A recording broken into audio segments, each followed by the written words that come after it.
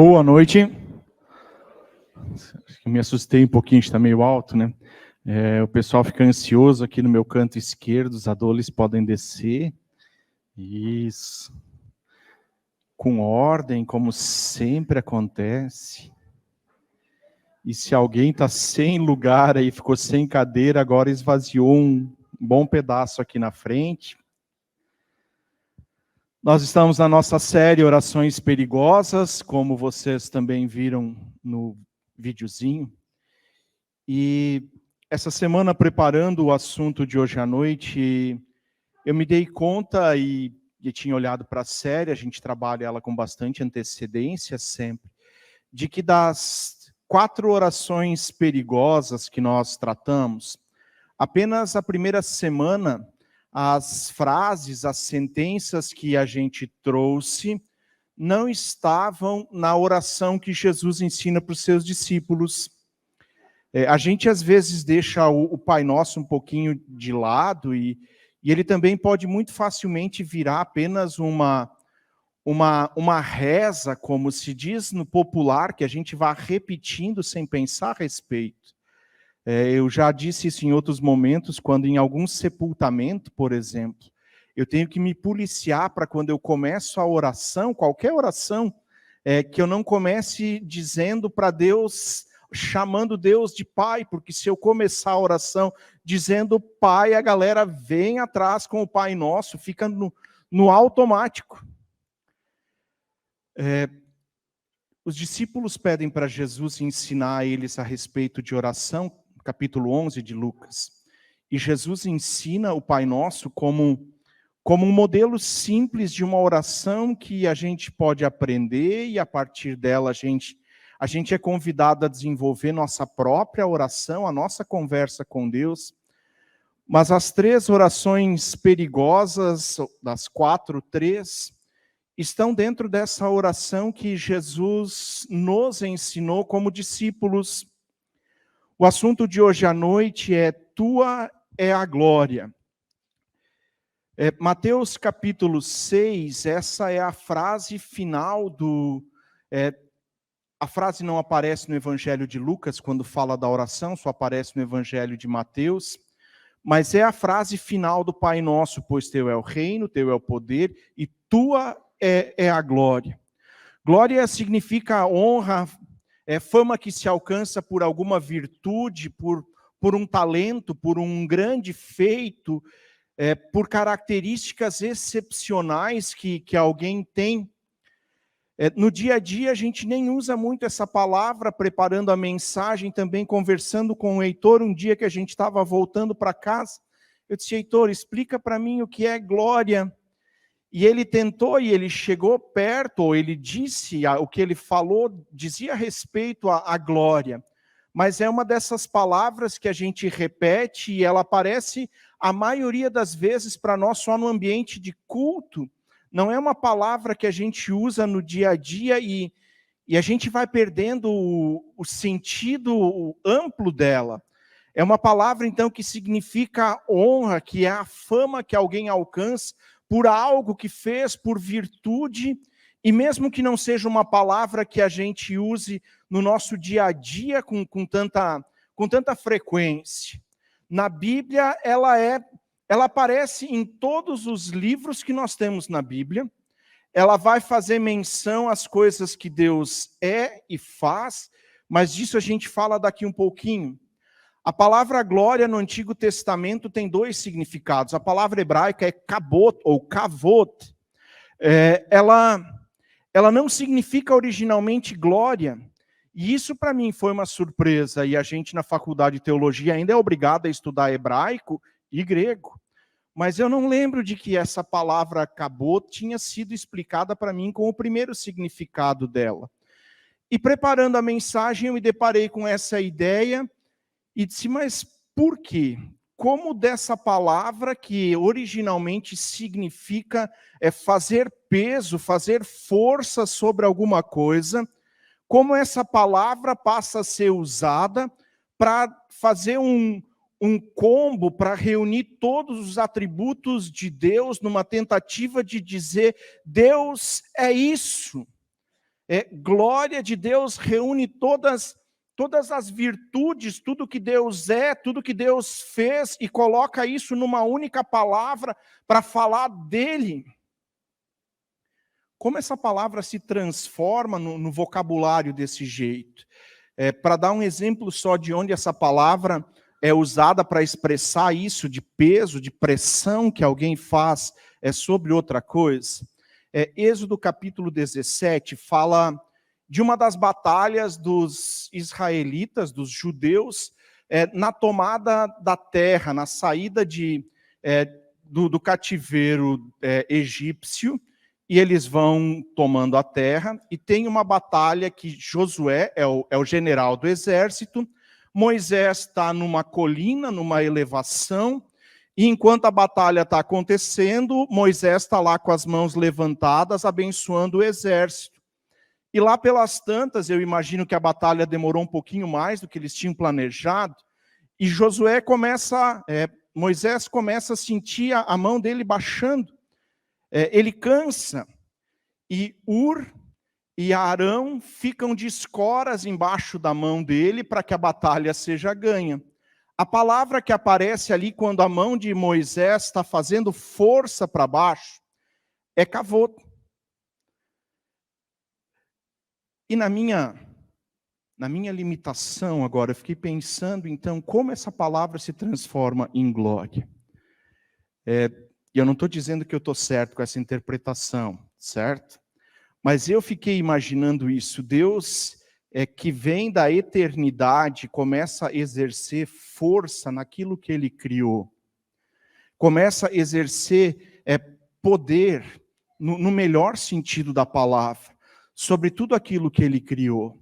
E de repente, na linguagem do povo, agora eles usam para expressar isso, porque ela começa a aparecer como um atributo ligado a Deus, especialmente quando Deus começa a encher a tenda do encontro, que é o lugar onde Moisés vai se encontrar com Deus quando eles saem do Egito. A glória de Deus desce, a glória de Deus faz pressão, a glória de Deus enche aquele lugar. A segunda forma que se usa, então, a palavra kavod é para falar de glória. E ela é traduzida por glória sempre que está ligada com Deus, com o templo, com algum profeta ou com algum rei. E também fala das virtudes dos reis, dos profetas, dos sacerdotes. Mas ela passa a ser usada, então, no vocabulário bíblico, quase que exclusivamente para falar da glória e especialmente da glória de Deus. Isaías chega a dizer, Isaías 6:3, que toda a terra está cheia da glória de Deus. A presença dele que vem, que faz força, que faz pressão, que ocupa espaço, que é palpável, que a gente consegue tocar, que a gente consegue sentir. No Novo Testamento, a glória de Deus, ela é automaticamente deslocada para Jesus. Paulo vai dizer em 1 Coríntios 2:8, quando está falando da crucificação de Jesus, Paulo diz: nenhum dos poderosos desta era o entendeu, pois se o tivessem entendido, não teriam crucificado o Senhor da glória. É automático transferir aquilo que é glória de Deus no Antigo Testamento para Jesus, o Filho. Ainda em Romanos 11, Paulo diz: pois todas as coisas vêm dele, existem por meio dele, são para ele. A ele seja toda a glória, para sempre.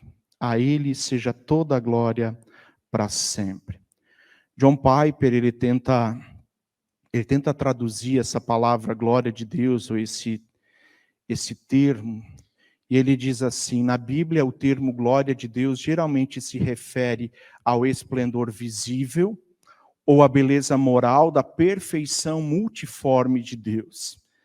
Até aqui tudo bem, é umas palavras que a gente também não vai usar no dia a dia, mas é isso que a gente crê, a palavra, a expressão glória de Deus quer dizer isso, Deus que a gente não consegue descrever tudo. E ele continua dizendo, é uma tentativa de expressar com palavras o que não pode ser contido por palavras. Quer dizer, nenhuma palavra consegue expressar com exatidão tudo que Deus é. Nenhuma palavra é suficiente ou consegue colocar Deus dentro de uma caixinha para dizer, isso aqui é Deus. Mas talvez falar glória de Deus, a glória dele, signifique, ou é a tentativa que chega mais próximo de expressar tudo que Deus é no Antigo Testamento e de tudo que agora em Jesus ele é para aqueles que se reúnem em torno dele naquilo que está escrito no Novo Testamento. Tua é a glória. Eu quero falar ainda de 3 coisas, então, a partir dessa expressão. E a primeira delas, para mim, tua é a glória, deveria ser óbvio. E vou dizer por que eu acho que deveria, e também vou dizer por que eu acho que não é mais. Se a gente contempla a natureza criada, por exemplo, o Salmo 19 vai dizer, os céus proclamam tua glória.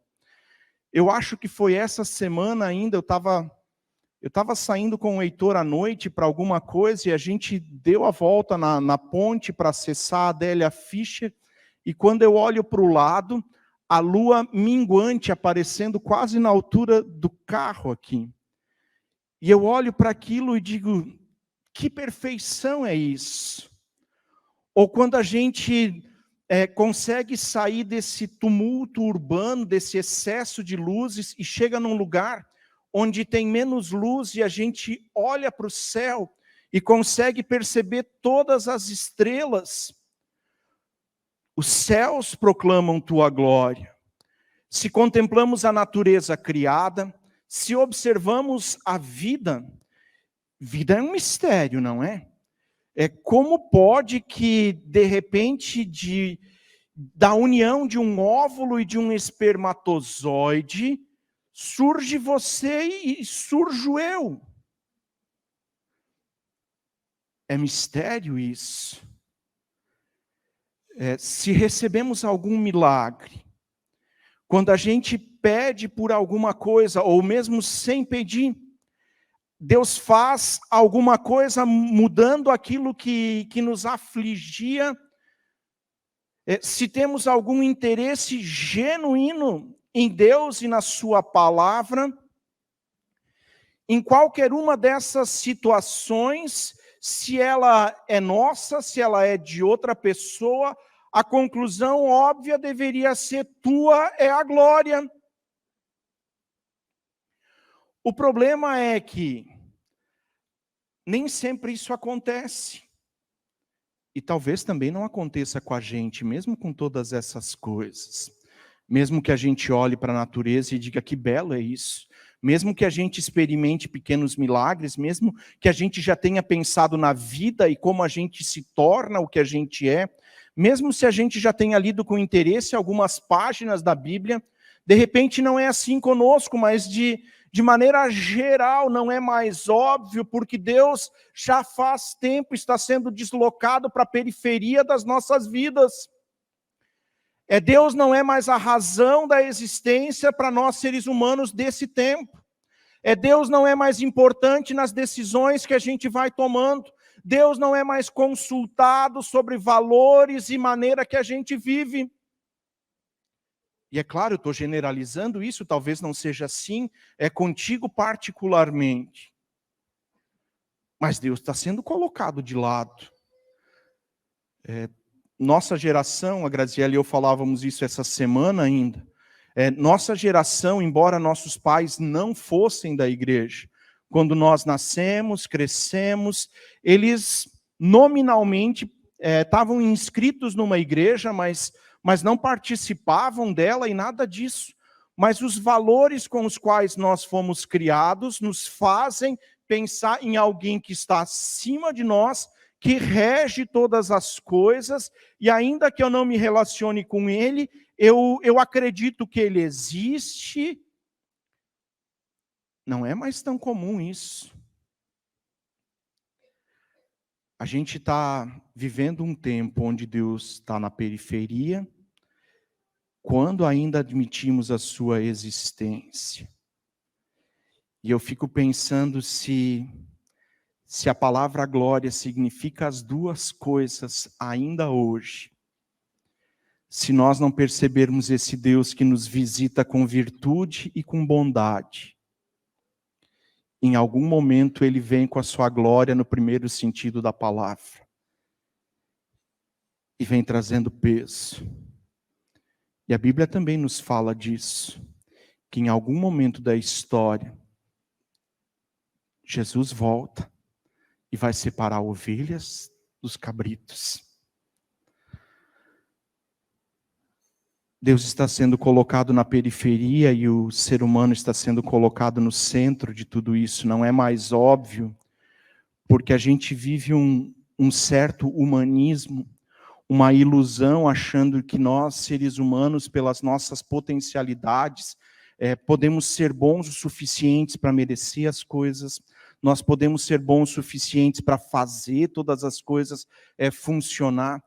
E quando eu estou um pouco mais irritado com essa coisa, eu digo, me diz uma única coisa, que o ser humano colocou a sua mão e é melhor do que o que Deus fez.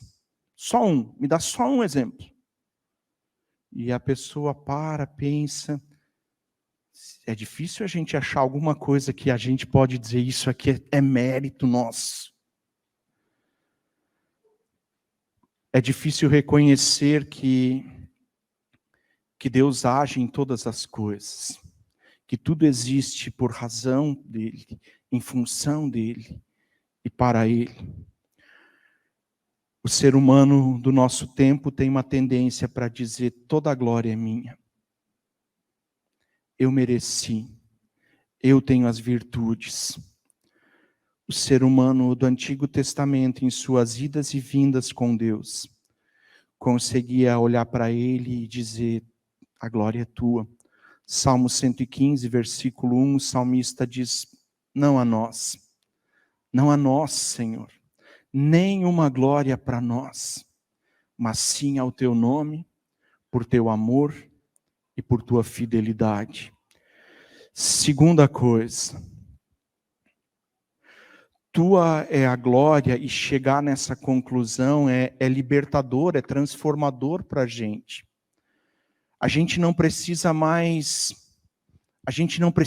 ser o melhor, a gente não precisa ser perfeito, a gente não precisa acumular pontos para trocar por alguma coisa no final de tudo. No nosso PG, na sexta-feira, o Alexandre, que chegou no culto, mas eu não vi onde está, ele compartilha no grupo do PG uma meditação do Max Lucado. Todo dia ele posta a meditação, e na sexta-feira tinha um recorte que eu trouxe então, do Max Lucado falando assim, tem um prêmio Pulitzer para a tinta. Pulitzer é um prêmio de literatura nos Estados Unidos. Já imaginou um bisturi ficando presunçoso após um transplante de coração bem-sucedido? Claro que não. Elas são apenas ferramentas. Nós também somos. Podemos ser tela, papel ou um bisturi. Mas não somos nós os que merecem o aplauso.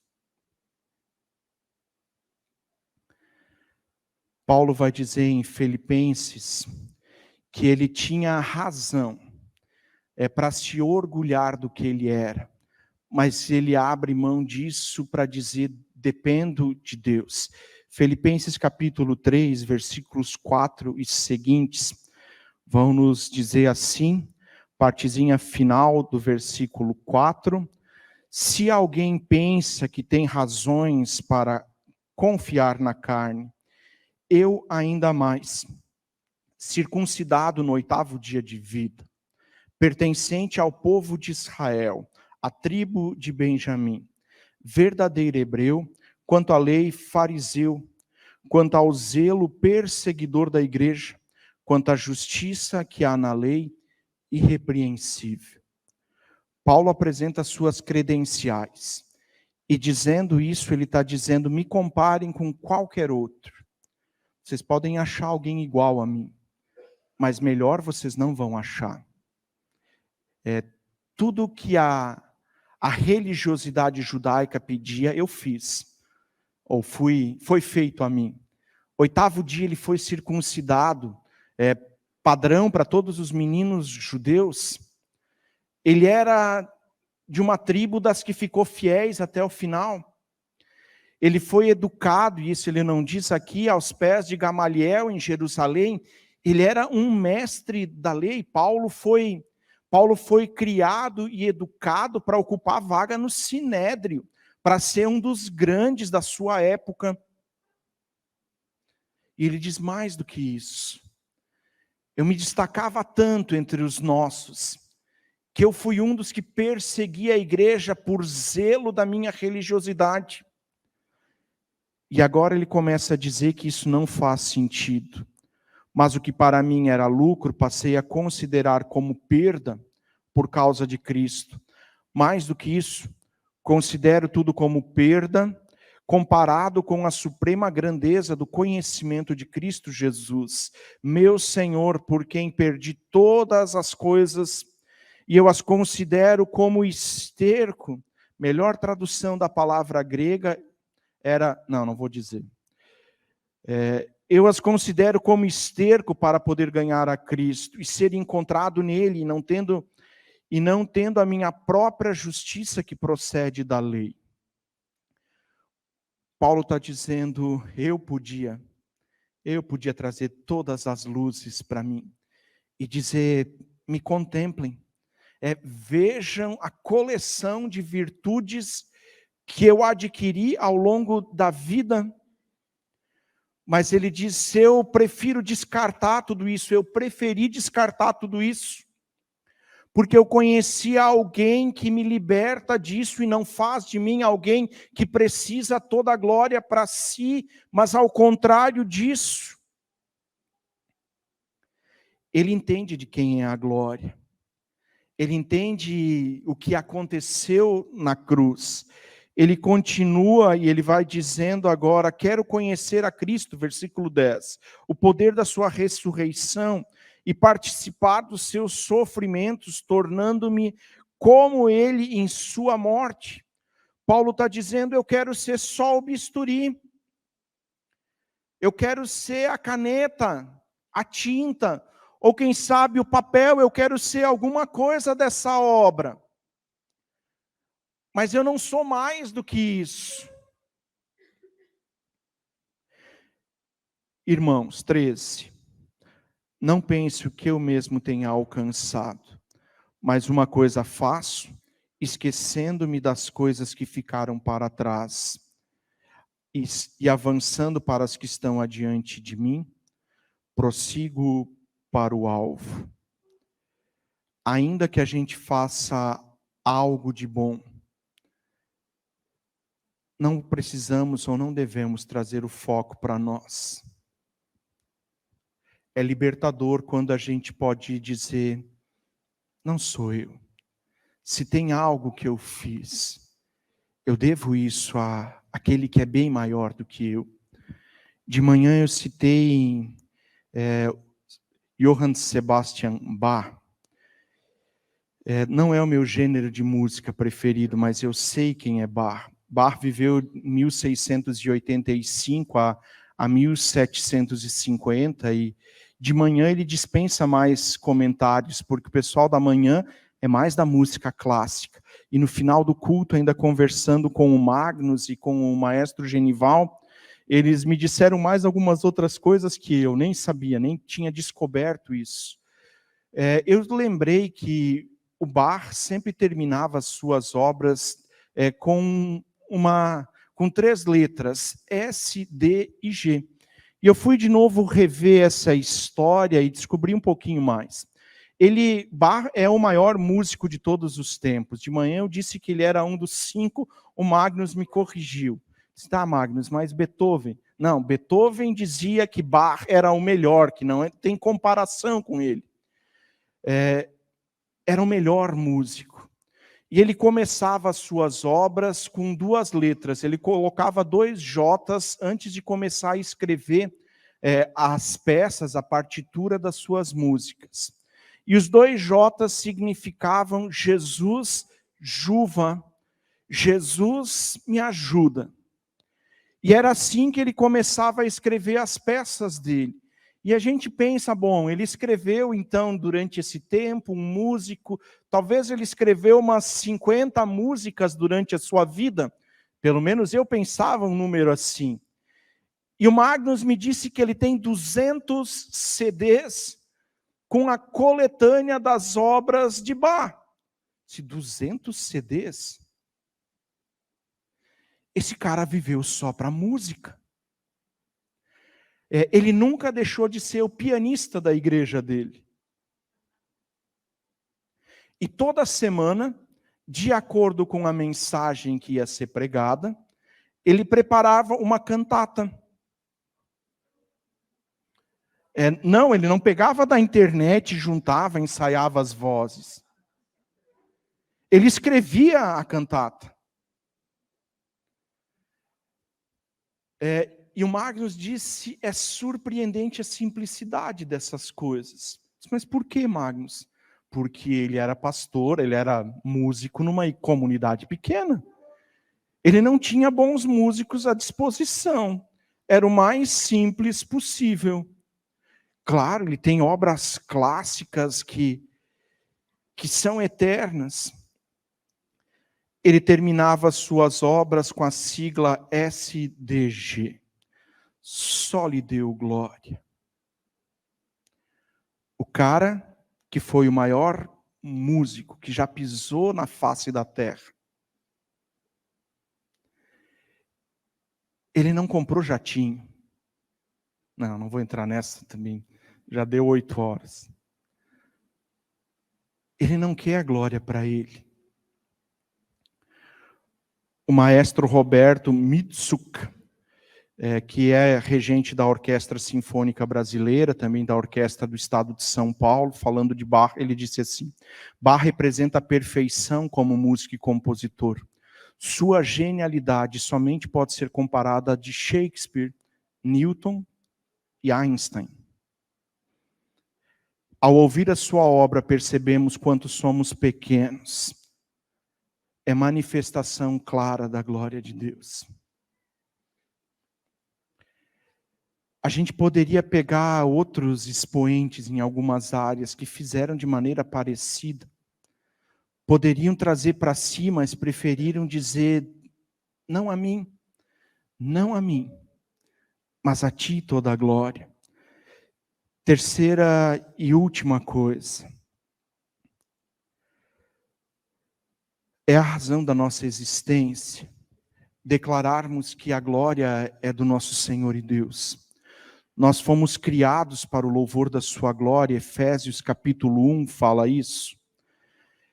O autor de Efésios começa dizendo assim no versículo 6, finalzinho, começo do 6 já. Para o louvor da sua glória. Começo do 5, ele diz assim, nós fomos adotados. Fomos adotados em Cristo Jesus para o louvor da sua glória. Versículos 11 e 12, ele vai dizer assim, nele também fomos escolhidos. Começa o 12, a fim de que nós, os que primeiro esperamos em Cristo, sejamos para o louvor da sua glória. Adotados, escolhidos. Versículos 13 e 14, quando vocês ouviram a palavra da verdade, o evangelho que vos salvou, vocês foram selados em Cristo com o Espírito Santo da promessa, que é a garantia da nossa herança, até a redenção daqueles que pertencem a Deus, para o louvor da sua glória. A razão da nossa existência, desde o começo, é essa, para o louvor da sua glória. Fomos adotados em Cristo para isso. Fomos escolhidos em Cristo para isso. Aguardamos a volta de Jesus e a redenção para o louvor da sua glória. Criados e redimidos para com a nossa vida glorificar aquele que é Senhor de toda a glória. E qualquer coisa diferente disso é usurpar algo que é de Deus. E eu não conheço nenhuma história de alguém que tenha tirado algo de Deus, que não teve que pagar um preço por isso. Paulo diz no começo da carta de Gálatas, falando da conversão dele, dizendo que ele teve com os discípulos, que ele foi para Jerusalém, depois ele foi para a Arábia. E o versículo 24 diz assim: eles, os discípulos em Jerusalém, ouviram o que aconteceu comigo, conversão dele, Atos capítulo 9, e glorificavam a Deus por minha causa. Que Deus nos ajude para que a nossa vida, nossos feitos, nossas palavras glorifiquem ao nome dEle. Pois Teu é o reino, Teu é o poder, Tua é a glória para sempre, Senhor.